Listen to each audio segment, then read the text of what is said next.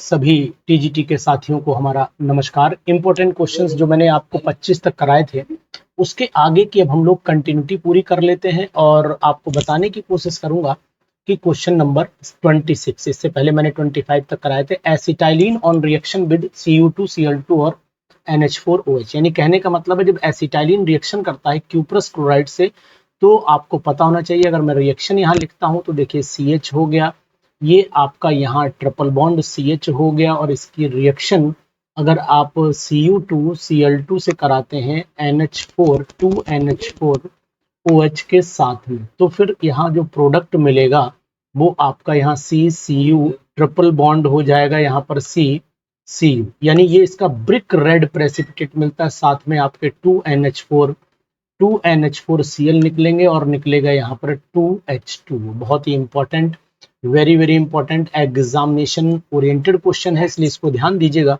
यहाँ brick red precipitate पर आप क्लिक कर लीजिए। ठीक, क्वेश्चन नंबर नेक्स्ट पर चल लेते हैं 27। ये भी बहुत ही अच्छा क्वेश्चन है। अगर बेयर्स रिएजेंट, पहले तो आपको जानकारी होनी चाहिए कि बेयर्स रिएजेंट का फार्मूला क्या होता है, तो वहाँ चल लेते हैं हम लोग बेयर्स रिएजेंट पर। तो यहाँ मैं लिख देता हूँ बेयर्स रिएजेंट। ये क्वेश्चन आ सकता है, इंपॉर्टेंट है, यानी यहाँ पर मैंने लिखा बेयर्स रिएजेंट, और बेयर्स रिएजेंट का फार्मूला है यहाँ KMnO4, वो भी बेसिक मीडियम में। तो KMnO4OH मीडियम में है, इसी को हम लोग बोलते हैं बेयर्स रिएजेंट। अब बेयर्स रिएजेंट जो के साथ जब रिएक्शन करते हैं तो इथाइलिन ग्लाइकोल या ग्लाइकोल जिसे आप बोलते हैं वो प्रोडक्ट आपका मिलता है। और रिएक्शन अगर आप देखना चाहोगे तो यहाँ पर CH2 डबल बॉन्ड CH2, और इसके साथ हम यहाँ पर H2O ये देखेंगे, H2O और H2O के साथ में एक नेसेंट ऑक्सीजन कहाँ से आया होगा, KMnO4 के साथ में आया होगा, और ये एल्कलाइन KMnO4 है। यहाँ प्रोडक्ट आपका CH2OH हो जाएगा, यहाँ भी आपका CH2OH हो जाएगा। ठीक, ये बहुत इंपॉर्टेंट है, वेरी वेरी इंपॉर्टेंट। इसमें आप चलिए 27 का A हो गया, ये ग्लाइकॉल हो गया। एसीटोन इज ऑब्टेन्ड, अगर एसीटोन का हम मतलब किस कंपाउंड का ओजोनोलिसिस करें कि एसीटोन मिल जाए, तो मैंने आपको तरीका बताया था कि एसीटोन के आप 2 मॉलिक्यूल ले लीजिएगा। ये एसीटोन के 2 मॉलिक्यूल हैं, 2 मॉलिक्यूल लेकर के आप आमने सामने लिख दीजिएगा। यहाँ पर भी एसीटोन, यहाँ पर भी एसीटोन, और यहाँ से ये वाटर खत्म कर दीजिएगा। जब आप वाटर यहाँ से निकाल देंगे, ये वाटर यहाँ से निकाल देंगे ना, तो इसके बाद जो प्रोडक्ट आपको मिलेगा वो ही कंपाउंड रहा होगा। यानी कहने का मतलब है कि यहाँ CH3, यहाँ पर भी CH3, यहाँ C डबल बॉन्ड C, यहाँ पर CH3, यहाँ पर भी CH3, यानी कि 1 2 3 4 2,3 डाई मिथाइल ब्यूट 2 ये हमारा आंसर यहाँ पर कौन सा हो जाएगा, ये आंसर हो जाएगा 2,3 डाई मिथाइल ब्यूट 2 बनेगा। बहुत ही सुपर, वेरी वेरी इंपॉर्टेंट। ठीक, इसके आगे कंटिन्यू कर लेते हैं। बहुत ही जबरदस्त क्वेश्चन।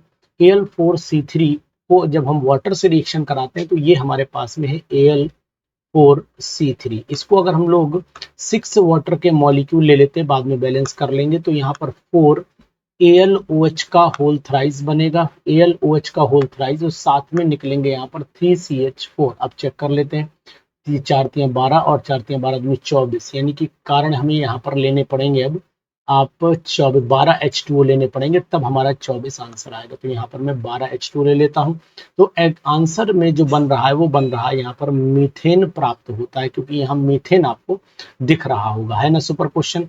तो ऐसे क्वेश्चंस अगर आपको चाहिए तो कमेंट करते रहिए, क्योंकि आपकी टीजीटी की प्रिपरेशन के लिए थोड़ा सा मैं बिजी हूँ, इस वजह से कुछ कम क्वेश्चन दे पा रहा हूँ, लेकिन फिर भी आपको कंटिन्यूटी। आयोडोफॉर्म टेस्ट कौन से कंपाउंड देते हैं तो आपको बताने की कोशिश करेंगे, जिसमें या तो ये ग्रुप होना चाहिए, वो आयोडोफॉर्म टेस्ट देंगे, और या फिर आपके सामने ये वाला ग्रुप होना चाहिए, यानी कि H के साथ में OH। तो प्रोपेन 1 ऑल में ये है नहीं, तो ये नहीं दे पाएगा। प्रोपेन 2 ऑल में ये कंडीशन आपको ये हो जाएगी। बहुत ही इंपॉर्टेंट, वेरी वेरी इंपॉर्टेंट, ठीक है ना।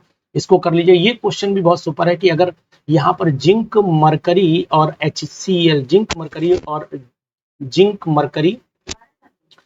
मरकरी और HCl का अगर हम लोग प्रयोग करते हैं तो ये क्लीमेंसन रिडक्शन के नाम से जाना जाता है। और क्लीमेंसन का मतलब है कि डबल बॉन्ड यहाँ पर CH2 हो जाएगा। ये आपका साइक्लोहेक्सेन मिल जाएगा। यहाँ पर क्या मिलेगा, साइक्लोहेक्सेन, बहुत ही इंपॉर्टेंट कंपाउंड साइक्लोहेक्सेन बना लीजिएगा। ये पेपर में आ सकता है, संभावित है, ठीक है। If R is the radius of first orbit, if r is the radius of first orbit, the radius of nth orbit of the hydrogen atom is given by, इस बात का ध्यान दीजिएगा, बहुत ही super, very very important, very very important. यानी कि अगर आप जानते हैं कि यहाँ पर r is the radius of first orbit, तो ये मैं चाहता हूँ कि आप एक बार कमेंट बॉक्स में जवाब दीजिएगा, क्या इसका आपको जवाब पता होना चाहिए। Rn इज इक्वल टू 0.0529, अगर मैं इसको मल्टीप्लाई करता हूँ 0.529, सॉरी 0. यहाँ 0 नहीं, 0.529 लेते हैं, 0.529, ठीक है। इसको हमने ले लिया यहाँ पर, और इसको मल्टीप्लाई n स्क्वायर से कर देते हैं, अपॉन में z आ जाता है, और हाइड्रोजन की वैल्यू 1 हो जा रही है। तो फिर यहाँ आंसर क्या होना चाहिए, मैंने आपको हिंट दिया हुआ है, आप इसका आंसर कमेंट बॉक्स में जरूर दीजिएगा। 32 वाले का आंसर जरूर दीजिएगा, ठीक। Rn होगा या Rn स्क्वायर होगा या R अपॉन n होगा, क्या आंसर आना चाहिए। The radius of first Bohr orbit, radius of the nth orbit में क्या जवाब है। इलेक्ट्रॉनिक कॉन्फ़िगरेशन ऑफ क्रोमियम का इलेक्ट्रॉनिक कॉन्फ़िगरेशन ये भी आपको पता होना चाहिए भाई। 24, यहाँ पर आर्गन लिख दिया, और यहाँ मैंने 3D और 4s लिख दिया, यहाँ पर 4s1 3d5, ये बी वाला ऑप्शन यहाँ पर बिल्कुल राइट ऑप्शन जा रहा है, तो इसको मैं रेड कर देता हूँ, ठीक।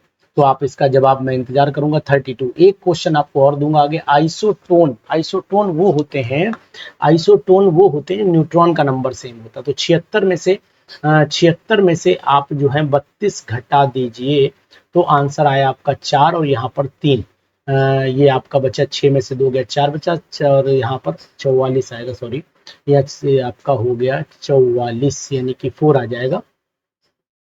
यहाँ पर मैं 4 लिख लेता हूँ, ठीक। 44 हो गया।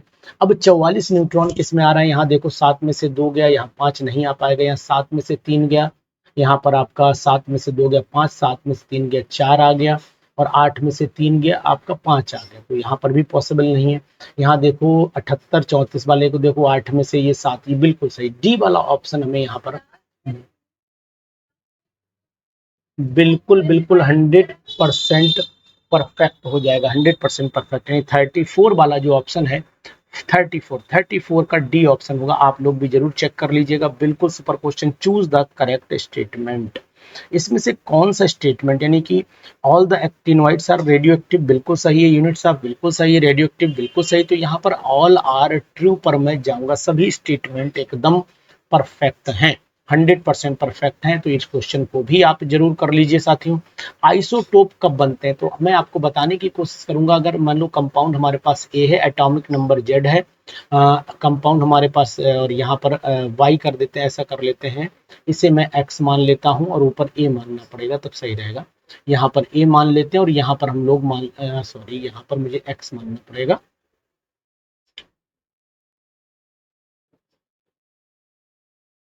ये हम लोग x ले लेते हैं, और यहाँ पर a ले लेते हैं। जब हम लोग एक अल्फा पार्टिकल निकालते हैं, तो यहाँ z-2 हो जाता है, z-2, और x की जगह y बन जाएगा, और यहाँ पर a-4 हो जाता है। इसमें से अगर हम 2 बीटा निकाल देते हैं, 2 बीटा पार्टिकल, तो ये फिर आपस में z हो जाएगा, z, और यहाँ पर मान लेते हैं कोई p मान लेते हैं, क्योंकि z मानेंगे तो दिक्कत हो जाएगी, और ऊपर a-4 बनेगा। तो एटॉमिक नंबर सेम हो जाए, एटॉमिक नंबर हमारा सेम हो जाए, और मास नंबर डिफरेंट, तो ये हमारी स्थिति यहाँ पर पैदा हो पा रही है। यानी कि एक अल्फा आना चाहिए, 2 बीटा आना चाहिए।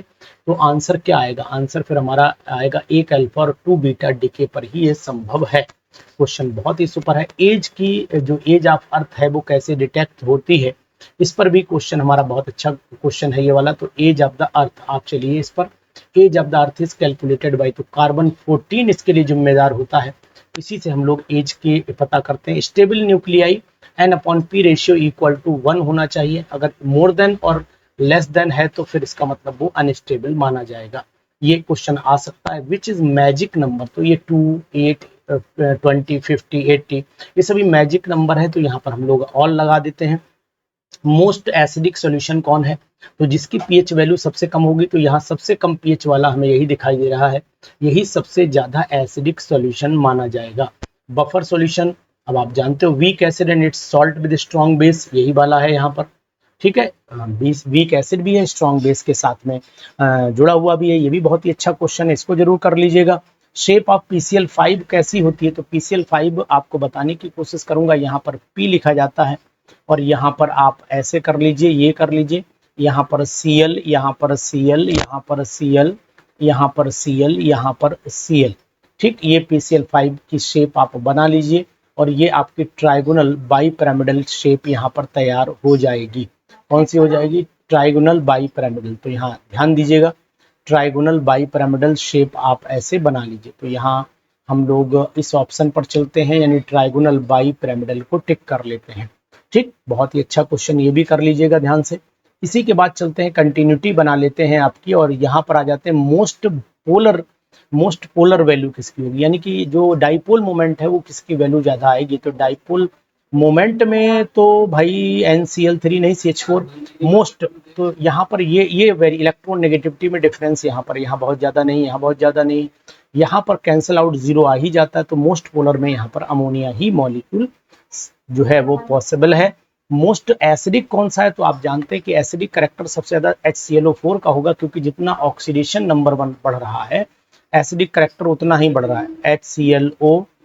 HClO2 और यहाँ पर आपका HClO3 और यहाँ पर HClO4 हो जाता है।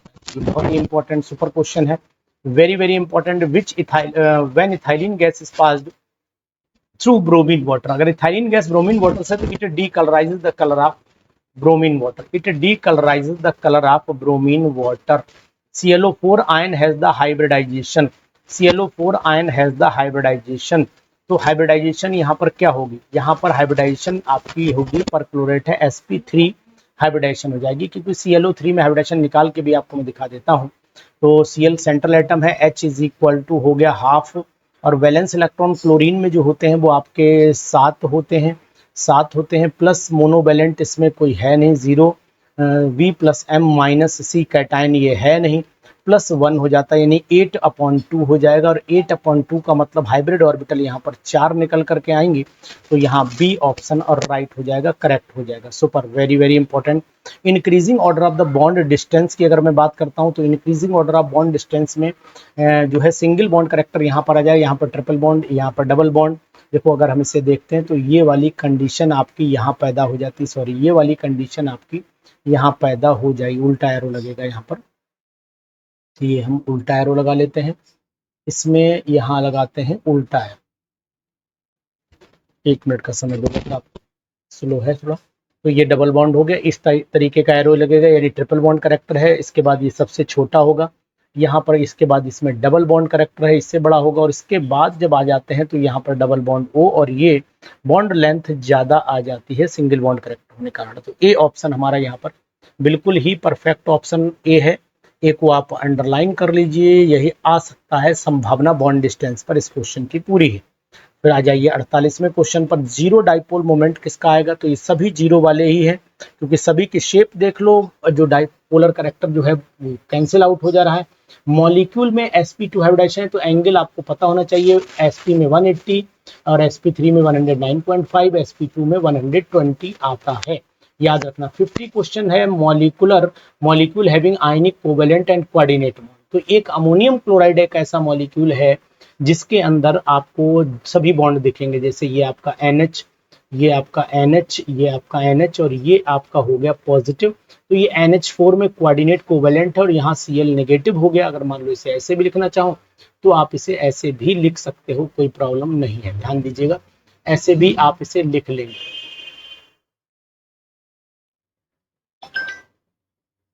इस पर प्लस आ गया और ये आपका Cl आ गया, ठीक। तो यहाँ NH4Cl हो जाएगा, बहुत ही इंपॉर्टेंट, वेरी इंपॉर्टेंट, ठीक है।